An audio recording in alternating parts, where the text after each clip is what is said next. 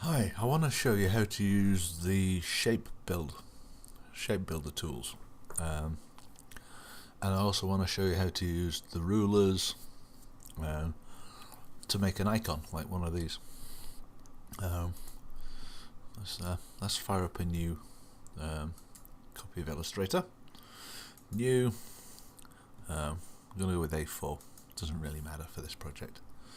To turn the rulers on, we go to Window and then View, Rulers, Show Rulers, which are these. And also we want to make sure we've got smart guides on, which come in handy for helping us snap things and line things up.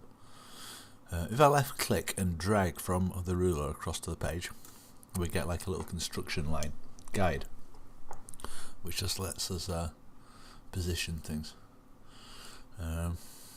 Now we're going to drag a shape out here.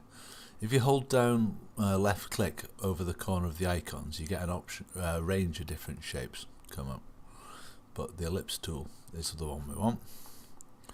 I'm just going to hold Alt and drag out. Now that makes the circle, drag out from the center point rather than a corner. And then I'm going to hold Shift down at the same time and drag out my circle like that, which is good. Now I want to drag out another circle.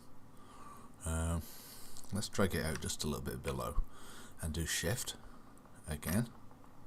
Ooh, what's happening there? We've not got a stroke on this, so we can't see the line, is I think the problem we have.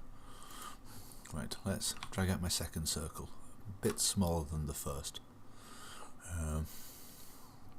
Now what I want to do is align these so they're all in the same space. So I've just selected them both with the selection tool, and I'm going to click this one, which is Align Center, which makes them both line up that way. And I also want Align Vertical, and see how they both snap together. Now if I press the up arrow, I can just move both of these up a bit, which is kind of handy. These tools are really handy for lining things up and making things neat on the page.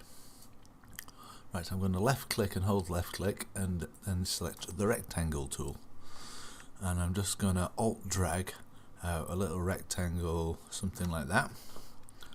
Now with the selection tool you can move this up and down, or you can use the up and down arrows. I'm just going to drag that over so it's somewhere about there. And then I'm going to get on the tool again, rounded rectangle tool this time.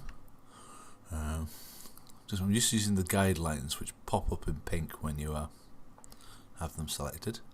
I'm just going to drag out the handle of this, and that's the three parts to the handle we need. Now I shall show you the magical shape builder tool.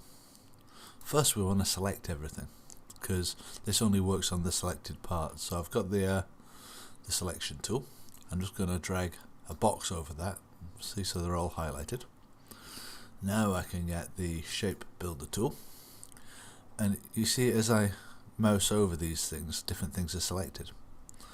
Now what's cool about this, if I kind of click and drag over two, it joins them together.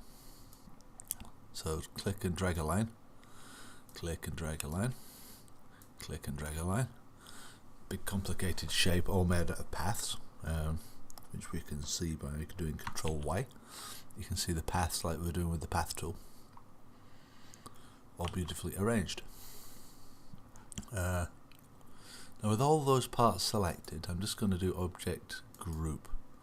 This means all these sections will move as one if we move them around. Right, next we need to tackle the shine on the lens. Now how I made that, it was an ellipse again. You see as I move my cursor around, we get like a center point. So I can drag out a circle and I can move it, and it will tell me hopefully when I'm in the middle. It's probably there. And we need another circle, a bigger circle, probably that's big enough. Oops. Sign of intelligence. Left click. And now we just want to shift select just these two circles. I know it's a little tricky to see, but bear with me. Now we're going to select the shape builder tool again, and this time we're going to go alt click. Now if I alt click and drag, it deletes the selected parts. I'll do that again.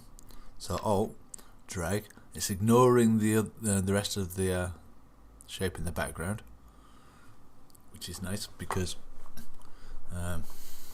we obviously don't want to delete that. There we go.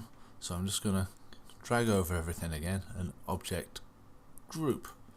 So this is all grouped as one object. Let's turn my colour swatches on and I'll show you the next cool trick this thing does is it lets you colour in using this tool. Now can you see just above the arrow we've got these little 3 boxes with transparent set. These link to these. Like if I select a green one, can you see we've got the green one chosen now? And if I use my arrows, it's quite small to see. Maybe you can't see it. We can move around these, and you see they change over in the swatch panel. Let's pick a colour. Let's go with like blue, and just left click on there, and it colours that in.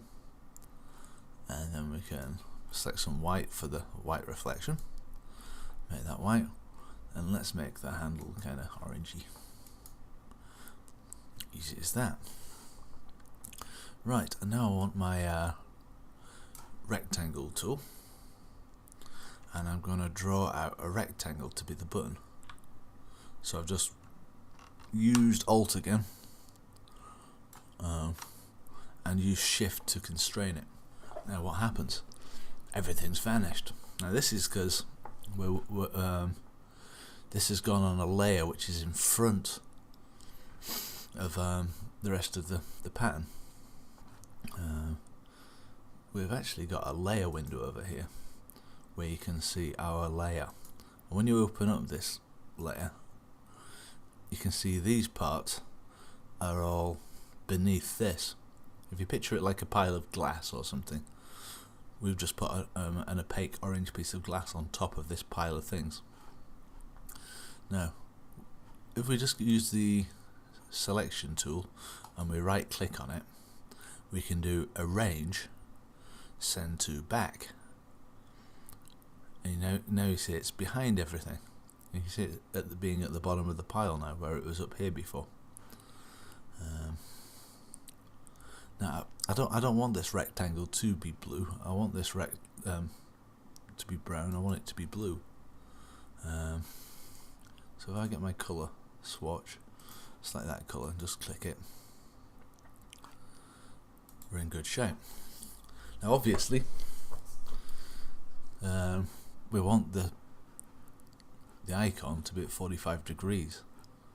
Now to do that, now if we just try and rotate everything, we'll turn the background round as well.